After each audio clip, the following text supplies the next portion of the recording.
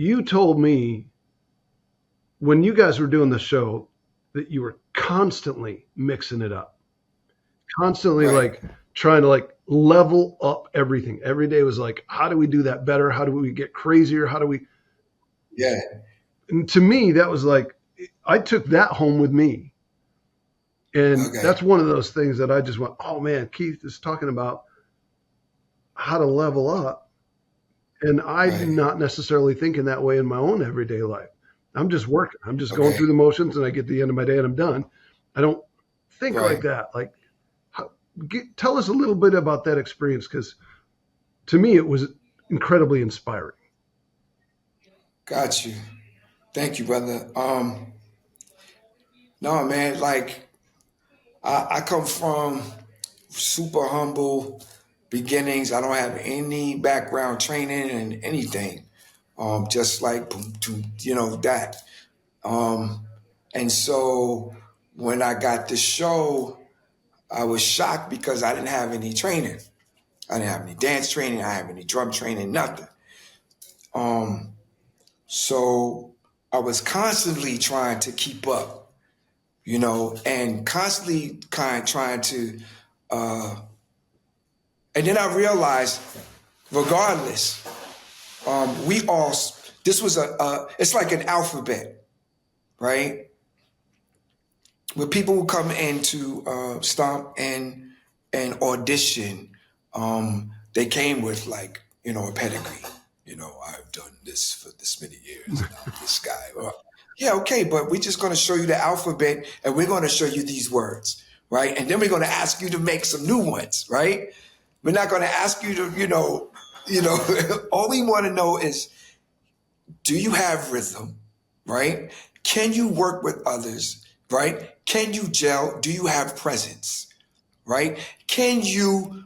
Are you easy to work with? Like, can you learn? Can you just shed that ego and just learn Right. this thing, right? That we all were born with. We all born with rhythm, but we want to reintroduce it to you.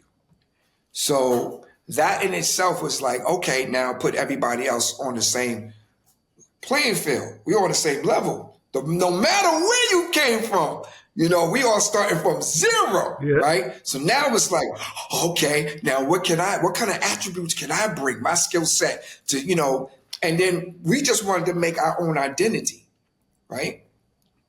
And so we're fighting each other for, not fighting, but competing against each other for, challenging each other for, to step up each time. And I think, it's cool to bang on a garbage can, right? Anybody could do that, Right. right? Right? What's next? Right? How do you make it so that somebody in the audience is like, I could do that? You don't want them to ever say that. You want them to be like, wow, I never thought of that, Yep. right? Yeah, I never thought of that. So it's a constant challenge. And I think that's what the show is still running. It's 30 years, 30 plus years now the show's running. 29 years in New York City, because of that. Just that right there of keeping it fresh and keep challenging. I mean, that is testament to it in itself, right? As long as you do it in earnest, right? And you're vibing with one another, right, on stage, and it's a cool thing. The audience are looking in and they're like, those guys are cool. We might show them a little bit and let them participate, but after that, it's back to this. We're letting them know that this is how we communicate. This is how we communicate with you guys.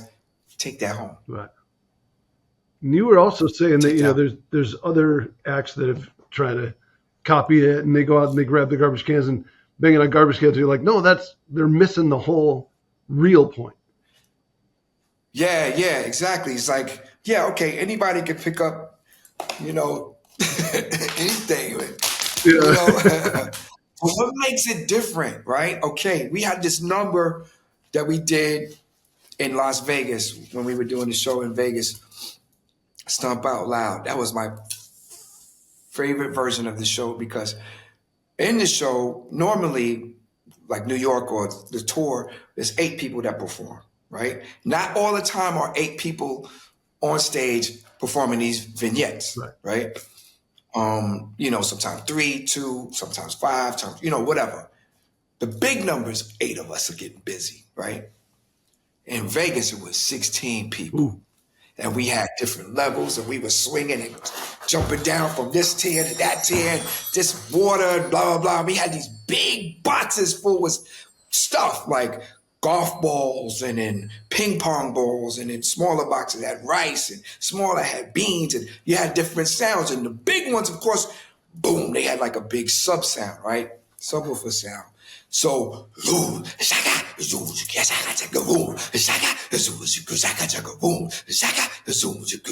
now anybody could grab a box and put some stuff in it and shake it, shake it, shake it. Okay, now the challenge is, how do you make it theatrical? How do you make it like, oh, that was cold? You want the people going home and try to do that stuff at home? Oh, yeah, come on, baby. You know what I mean? You want that. So that's the challenge. That's the challenge. So I'm seeing all of these people and acts, and I love it that they're doing that. But the point is, what's next?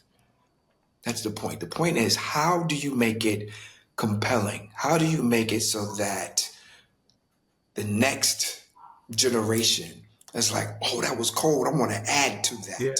I don't want to copy it. That's tricky.